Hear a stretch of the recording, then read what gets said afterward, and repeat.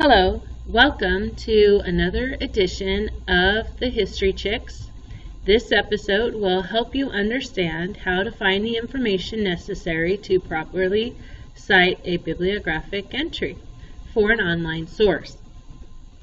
My name is Mrs. Lee. So, there's a lot of information here that you need to properly cite an online website. Just like a book, you would need to find the author. Sometimes that is easy to do, sometimes it is not. So we'll look at a site that is easy to find one, and we'll look at one where you have to kind of use the organization as the author. So you can see this first example here I have for you is the NAACP, or the National Association for the Advancement of Colored People, as the author. And this source actually has an author. It's Richard Wormser. So, and then we'll do another one together. So let's open up our browser here. Now I'm going to do a search. Let me close those out.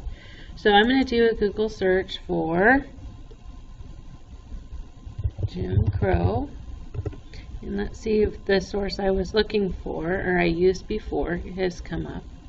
Okay, so this is a program done by PBS called The Rise and Fall of Jim Crow. So if I were a student doing research on Jim Crow, I probably would want to look either here to get some background information or here to get some primary source material. So I'm going to click here, and it looks like there's lots of different options I can choose. So we'll click on people.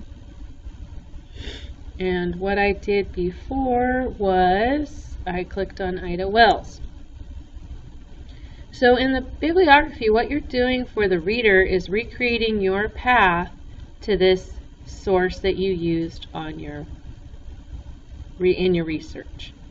So the first thing we have to do is figure out an author, and they're usually either going to be at the top or at the bottom. And you can see here's where I found Richard Wormser's name. So the next part is kind of recreating the links that you went to in order to get to the information you used in your research. So it's like a chapter of a book. And so I decided, since this was a little complicated, to use this link, Jim Crow Stories, and add a colon here, and then add Ida B. Wells' name. Because then anybody going to Jim Crow Stories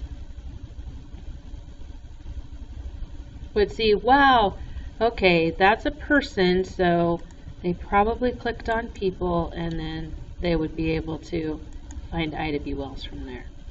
And then you need the title of the organization. We could either put The Rise and Fall of Jim Crow, or you could put pbs.org online. You could find it either way. So you can see I decided to go with pbs.org online, or you could type in The Rise and Fall of Jim Crow.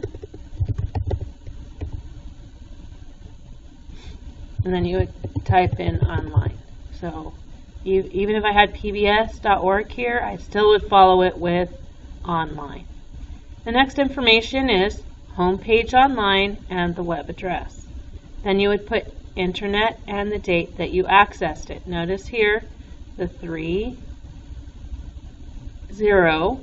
for 30 will go before September. Okay, so we're going to look at another one and kind of fill it out as we go. So we're going to come over here to the Trail of Tears, and this is the National Park Service. We have the Trail of Tears, and we have stories. So we first have to figure out if we can find an author, and I'm not seeing one. So I'm going to use National Park Service as the author, because somebody who works for the National Park Service obviously wrote this information for the website. So I'll come over to my file, and I will type in National Park Service followed by a period. Oops, there should be a period there too. So,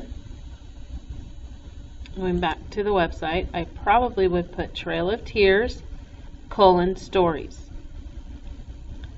Okay, because there's a lot of national parks.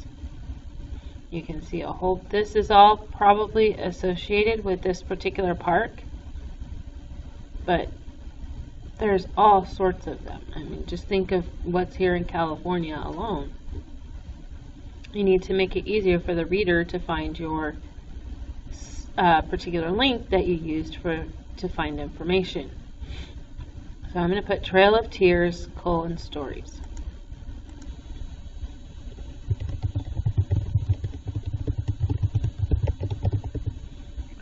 I'm going to put a comma and a quotation mark there.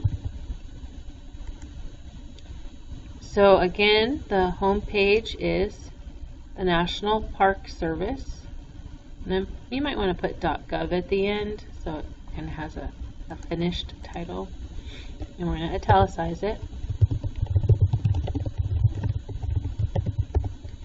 And again, you're going to put online followed by a period. And this is the same.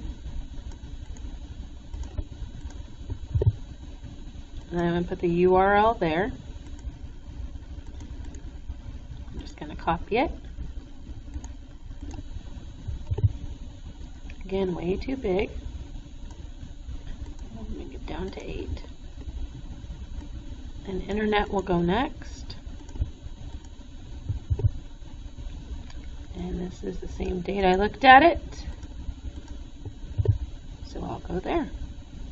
Okay, if you still have questions on how to find information you need for a bibliography, please rewatch this video. And thank you for joining us today.